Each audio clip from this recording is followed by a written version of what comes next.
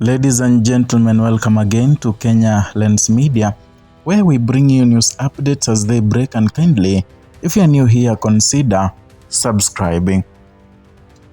Now, there is a video that has been taking rounds in social media of the National Assembly Speaker Moses Wetangula, and many people are saying that he was heckled and booed badly while in Bungoma. Here is the video here, but I cannot really tell where he was, whether he was in Bungoma or he was in Eluoland, because I'm meant to believe he attended the burial ceremony of Doris Okello, the late Doris Okello, and I'm not sure whether he was speaking in Bungoma, but many people online are speaking about it being in Bungoma. But then it is okay. In as much as it wasn't, or that it was in Bungoma, it wasn't Bungoma. The fact is, he was heckled badly, and the public walikuwa wanamwambia kaa chini.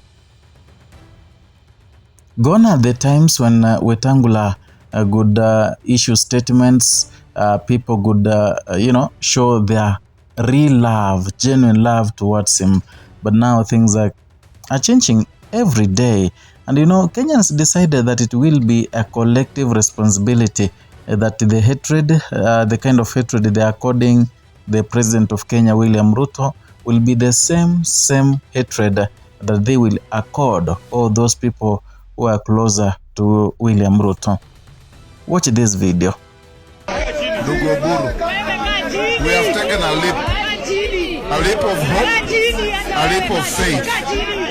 We must be determined to go to the end. We must work together. We must support each other.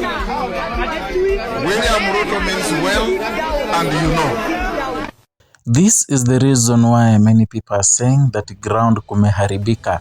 Ground ni mbaya, grao si kama kitambo. People don't want anything to do with William Ruto. And the reason why the people were shouting at Moses Wetangula, telling to sit down, is because he started speaking about William Ruto, selling his two-term narrative, and speaking about the developments that William Ruto has made in his office, or rather in the past few years he has been in office. But the people are tired with William Ruto, and that is the reason why they are shouting back at Moses Wetangula, telling him to sit down. It has reached a point where people are friends to an extent. When one friend starts speaking about two-term and William Ruto, that is where people draw the line. And Moses Wetangula, who for the longest time has been enjoying the kind of support he gets, especially in Bungoma County. By the way, Moses Wetangula was someone who had a say in Bungoma County politics. He decided who could be the member of parliament somewhere, some constituency. He would decide who would be a leader somewhere, because the people really trusted him. The people of Bungoma really, loved him. And this explains the reason why in the last election, after Moses Wetangula, Musalia Mudavadi had joined hands with William Ruto, William Ruto was number one in Bungoma County. He won with around 250,000 votes, followed by Raila Odinga with 144,000, around there.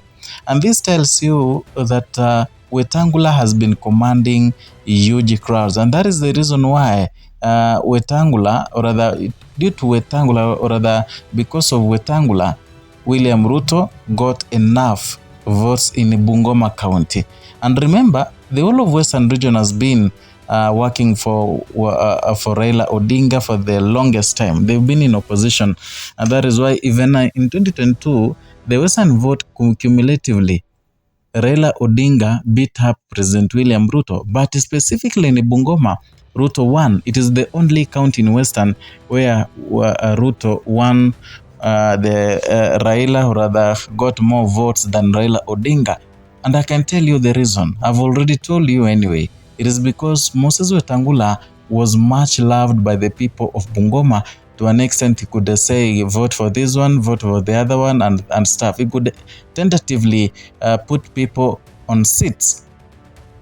But it is so unfortunate all that that all that privilege or that liking or the likeness or that love or that has now gone because ground imegeuka, ground imebadilika because of selling William Ruto. And that is why anapigiwa kelele pale. I remember a video imagined recently where he was speaking to some crowd, and the one person said, "Oh, one term," as Moses Wetangula was speaking. This thing angered so much Moses Wetangula to an extent. He said that he could even call police to arrest that man for saying one term. And that tells you that hii grao yenyewe imebadilika vibaya sana. That zile kura alipatia William Ruto in Bungoma, sasa hivi itakuwa ngumu sana kumpea such kind of votes. And equally in Western region, there's what we call the Sifuna movement. You know, many people are saying that Sifuna is young, is an amateur in politics, he has not matured enough to lead the country and stuff. Others are saying that he doesn't have the muscles, the political and commercial muscles to run the campaign of the president. Is something that people have said, saying that they better elect Rigathi Gachagua and some of his core principles instead of Edwin Sifuna. But I can tell you for free that they are mistaken, because the kind of wave Edwin Sifuna is commanding, especially in the Western region, is unmatched. And it's because of Sifuna, that is why Moses Wetangula's roles, well, that's why Moses Wetangula's influence has really dwindled in Western, especially in Bungoma County, where he has been commanding so much powers. He has been saying who to be on some seat to do he has been commanding them. But that one is no more. He's not the only leader in UDA who has been saying this. Recently, the cabinet secretary MSME's Wycliffe Oparanya equally said the same thing, saying that it has become so hard to, to sell William Ruto in Western region because of what Sifuna is doing and the kind of wave that Sifuna is enjoying. And that tells you that things are not okay. Things are bad in their end. Another thing, it tells Wetangula that he needs to re-strategize. You know, Raila Odinga was a very intelligent politician. He could realize, he could know that at this time, the people of Kenya are mad with him and make necessary changes. But right now, things are not okay. To some leaders who never learned anything from Raila Odinga, especially Moses Wetangula, because finally, he's going to lose that kind of influence he is enjoying, and then once he has lost that kind of influence, he will be nothing, he will be irrelevant, especially in a Western region. And you know, when someone is relevant politically from a certain region, it helps that kind of person to negotiate for the tribe. And that is what Musalia Mudavadi and Wetangula have been saying and have been doing. They say that they have full control of the Western votes, and then they go to the table to discuss on what percentage the people can be given and what themselves can be given. That's why kila mtu anasema sahi grao ni kudedli. I don't know what you think. You can write your comment down there in the comment section.